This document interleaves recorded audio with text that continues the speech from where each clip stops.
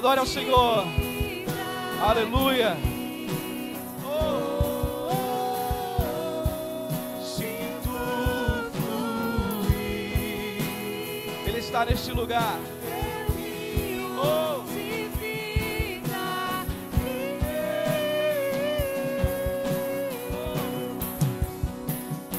Eu quero beber de tuas águas.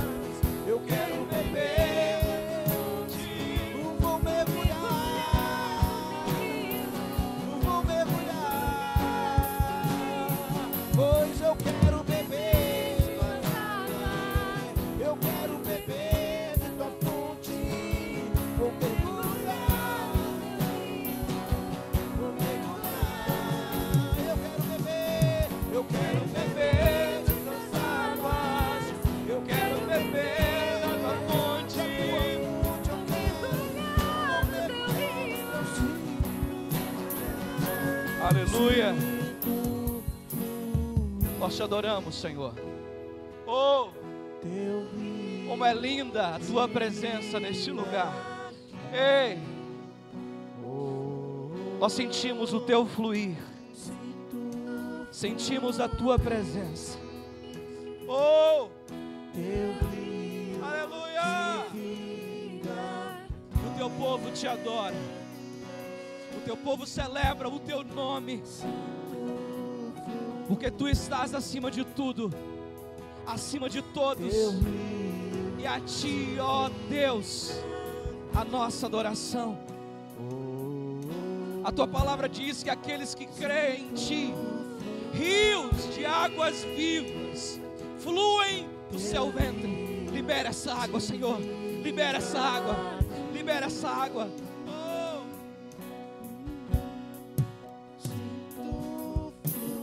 Continue adorando. Continue adorando. Diga palavras de louvor, palavras que exaltam a esse Deus. Enche esse lugar de adoração, pois essa presença linda está aqui para fazer coisas novas. Cante forte ao Senhor. Diga: Senhor, eu sinto o teu fluir. Eu quero beber de tuas águas. Eu quero beber. Vou mergulhar no teu rio. Vou mergulhar no teu rio. Eu quero beber de tuas águas. Eu quero beber. Vou mergulhar no teu rio. Eu quero beber de tuas águas. Eu quero beber.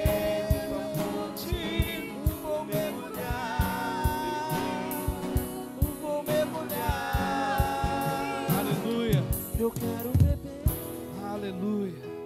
Aleluia. Aplauda o Senhor bem forte. Oh. Pode assentar-se por um instante, queridos. Graça e paz da parte de Deus. Como é bom estarmos na presença do Senhor e podermos assistir no seu santo templo. Nessa noite nós queremos rapidamente conversar com os irmãos. E digo rapidamente porque antes das 22 a gente termina, amém? Antes das 22 a gente acaba. Na verdade, nós queremos conversar um pouco com os irmãos sobre um assunto, sobre um tema, pensar sobre uma verdade que acredito que é necessária, determinante e urgente para esse tempo. Não obstante, às vezes a gente fica constrangido de falar com a pessoa que está do lado. Procura alguém que está do seu lado aí, que você tenha coragem de falar com ela, e diga assim: nessa noite, eu te garanto que algo novo vai acontecer, e você não será o mesmo depois deste culto.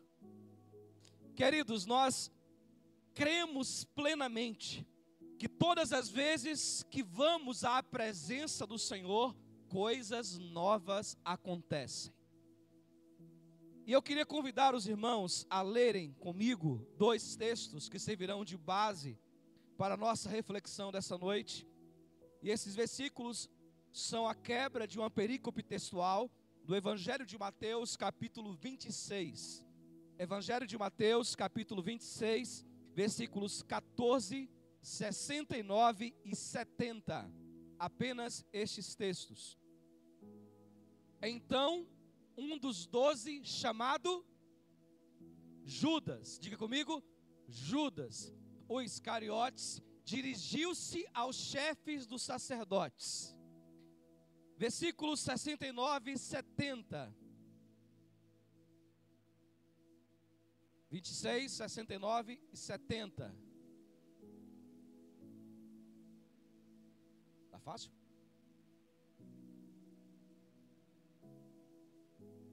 Vinte e seis, 69, 70. Pedro estava sentado no pátio e uma criada, aproximando-se dele, disse: você também estava com Jesus, o Galileu.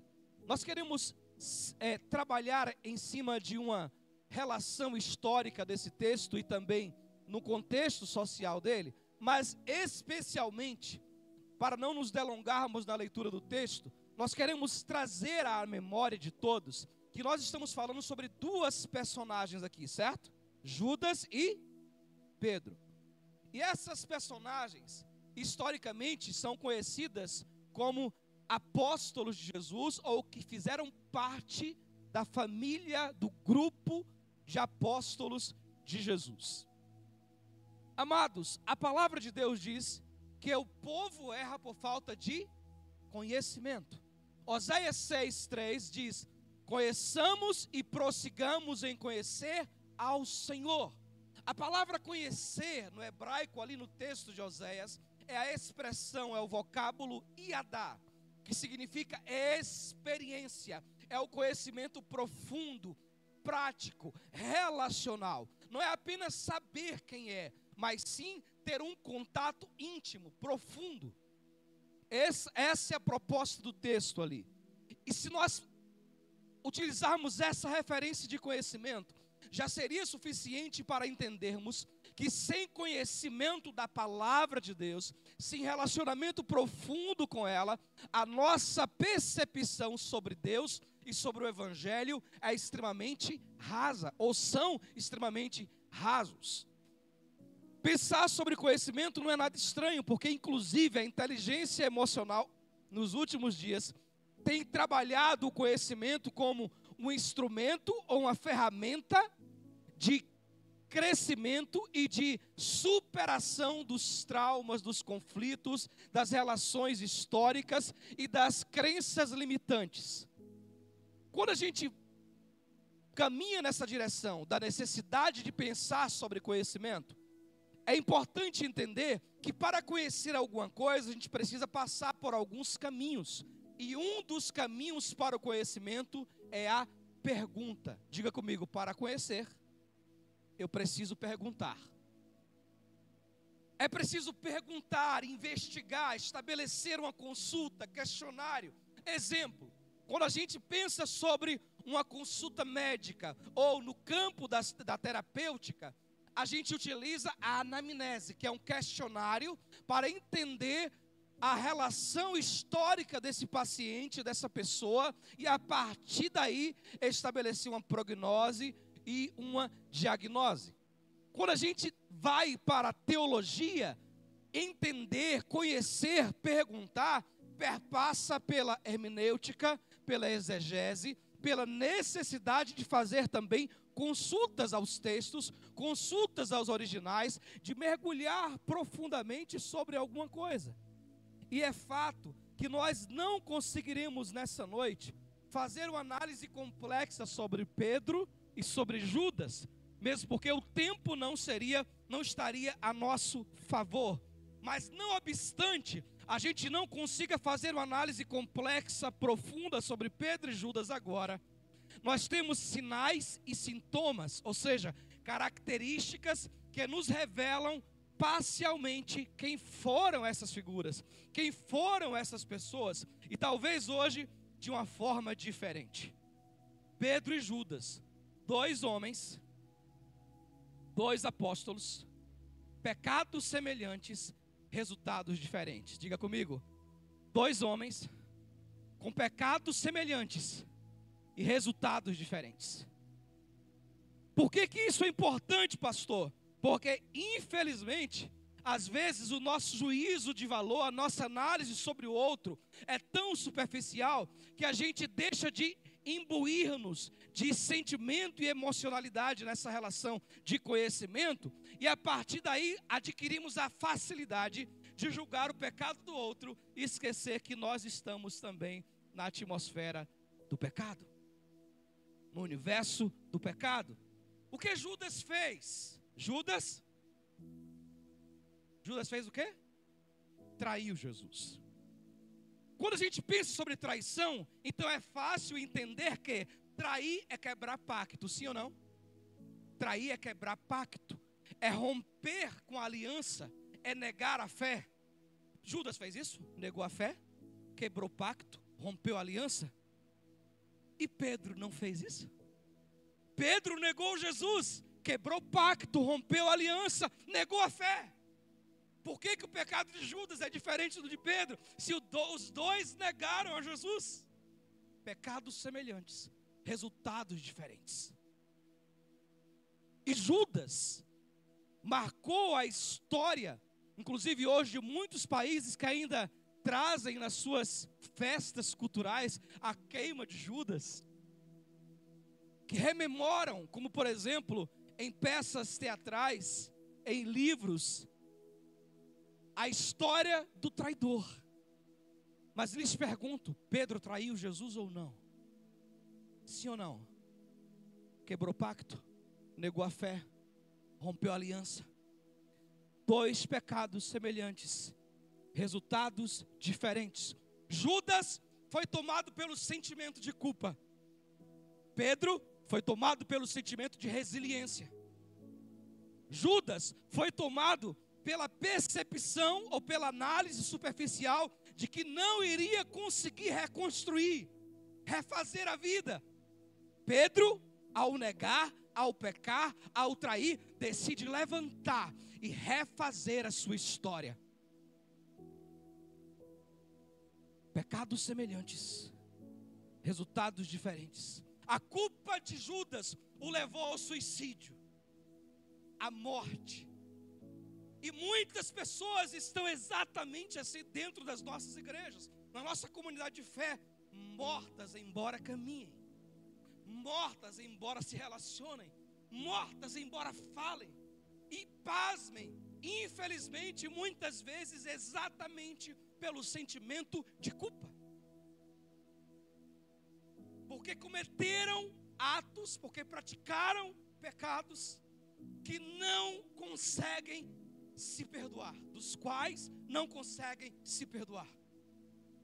E porque não conseguem se perdoar, muitas pessoas não se permitem avançar, não se permitem evoluir, não se permitem investir em si mesmas, não se permitem trabalhar na igreja, no ministério, não se permitem tomar a ceia. Conheço pessoas que há anos não tomam a ceia, por um pecado que ela cometeu há anos atrás.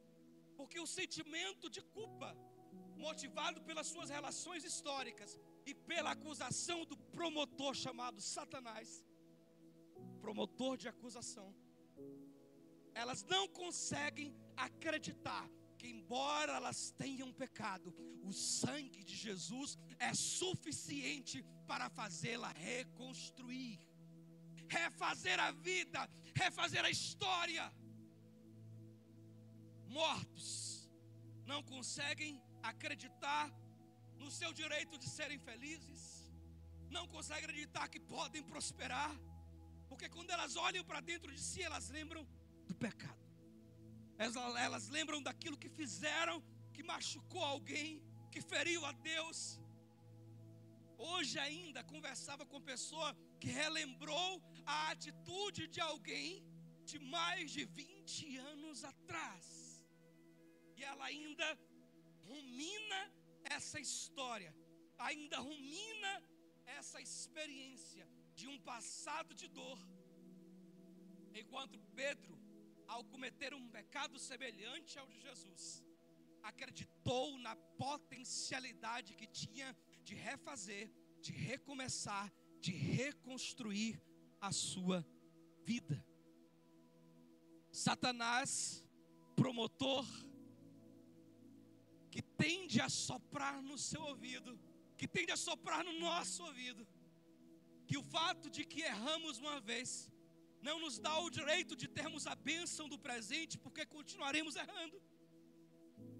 E aí algumas pessoas dizem: pastor, mas não adianta eu pedir perdão, porque depois eu vou errar.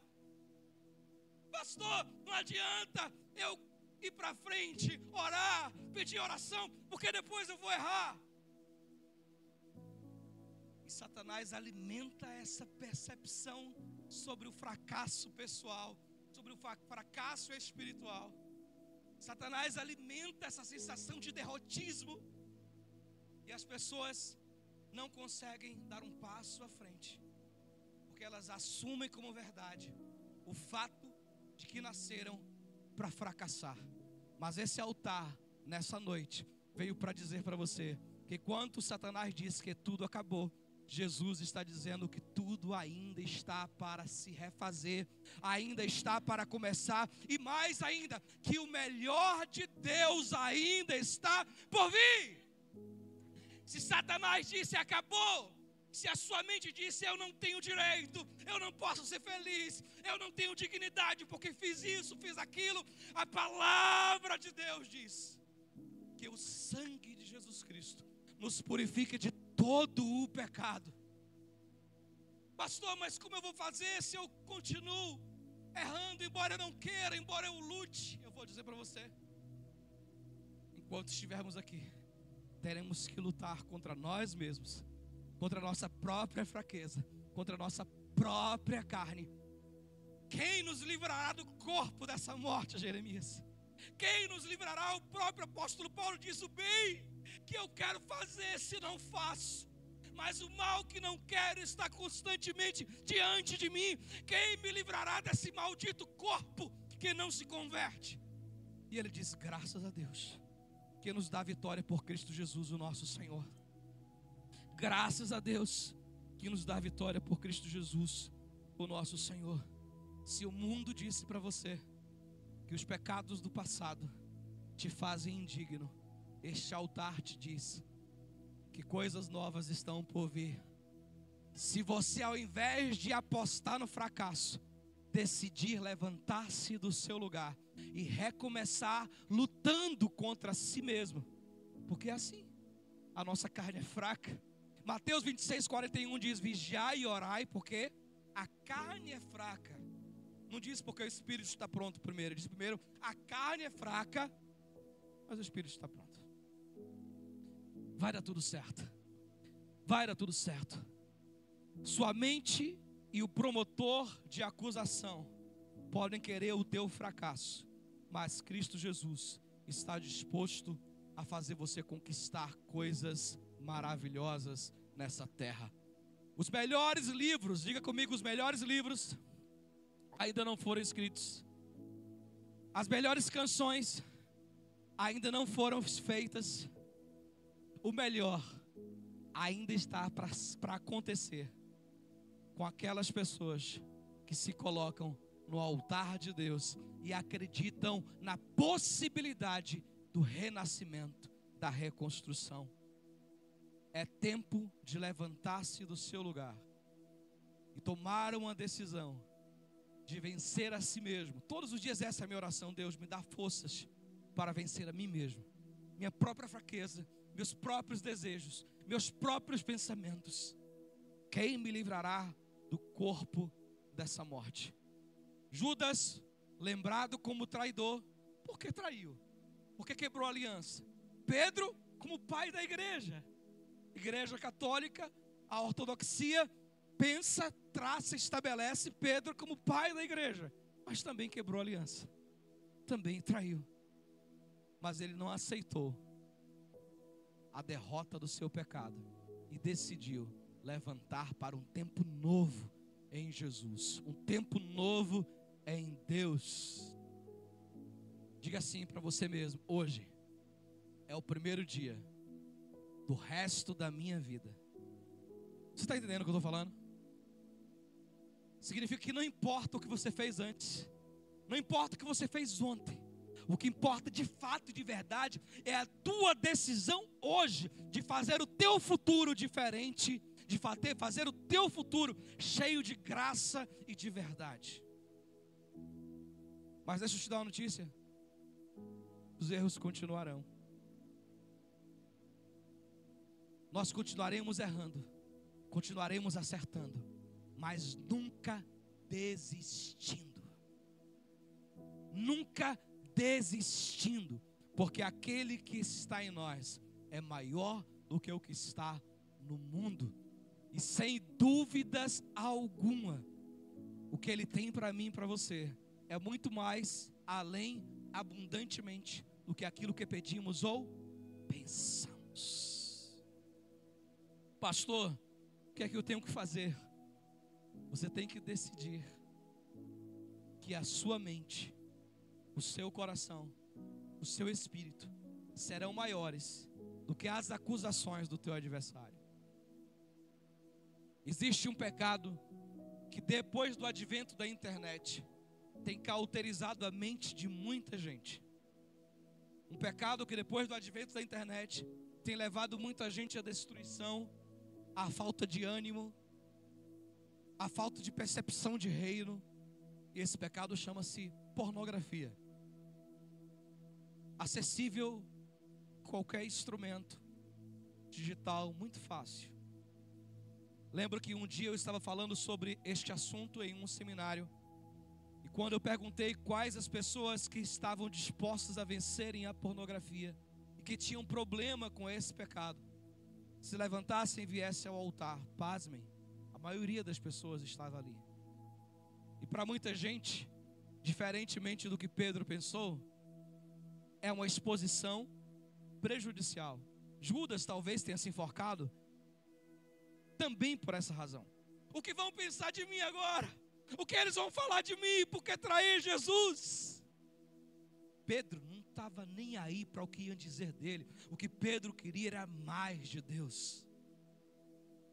Mas muita gente está sucumbindo ao fracasso, à destruição do pecado, exatamente pela falta de disposição de encarar a si mesmo, enfrentar os seus próprios pecados e decidir lutar todos os dias.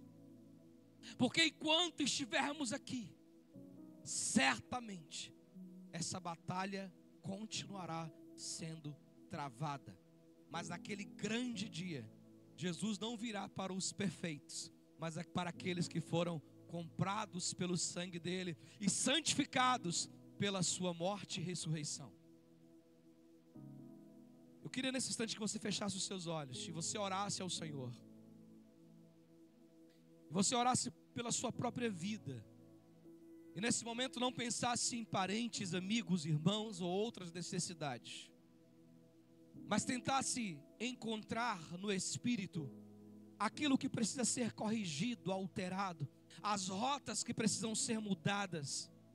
E que a partir desse entendimento, você se permita não mais se sentir culpado por isso, mas sim decidir levantar e refazer, levantar e reconstruir, voltar de fato e de verdade ao centro da vontade de Deus. Ore ao Senhor, coloque a sua vida diante dele agora.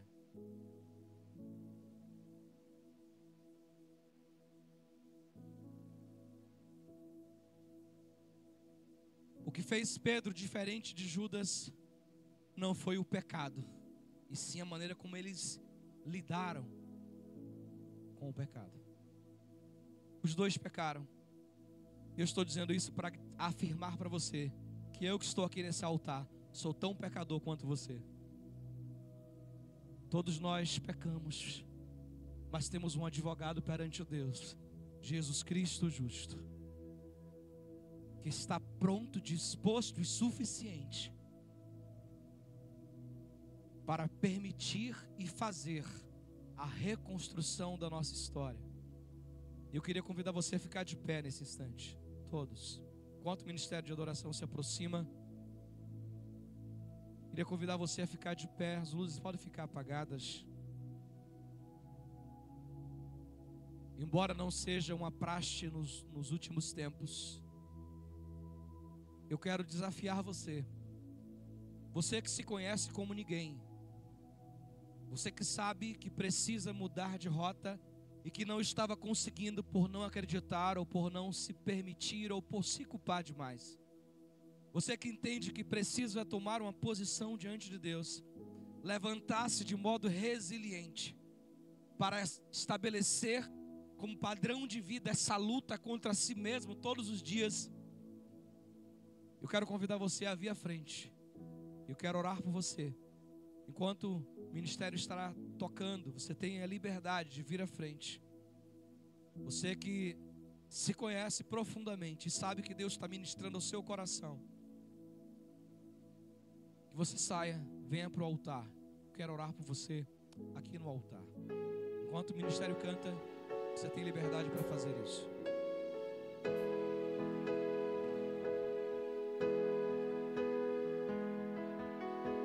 Judas se preocupou talvez com o que os outros iriam pensar. Pedro, apenas com o que Deus pensava sobre ele, com o que Jesus pensava sobre ele. Isso mudou completamente a sua história. Eu sei que Deus está falando com pessoas aqui. Eu sei que Deus está tratando diretamente com pessoas aqui. E só vocês sabem onde e porquê. Eu quero que vocês saiam do seu lugar e venham para este altar. Nós iremos orar ao Senhor por esse novo tempo. Nem que seja a última vez. Pode vir sem medo. Se tiver que Venha para o altar. gritar, eu gritarei. Lugar santo, lugar de refazimento, de reconstrução, Se tiver de encontro. que chorar, eu chorarei. Se tiver que humilhar, Traga suas lágrimas para o altar. Traga sua alma, seu coração assim para o eu altar. farei. Me dá mais Se tiver com uma dificuldade de chamar alguém, chance. vem com essa pessoa. Mas Eu vem. quero nascer do teu espírito. Eu quero matar minha carne, fazer tua vontade, doce espírito, que a minha vida seja a tua vida, Jesus.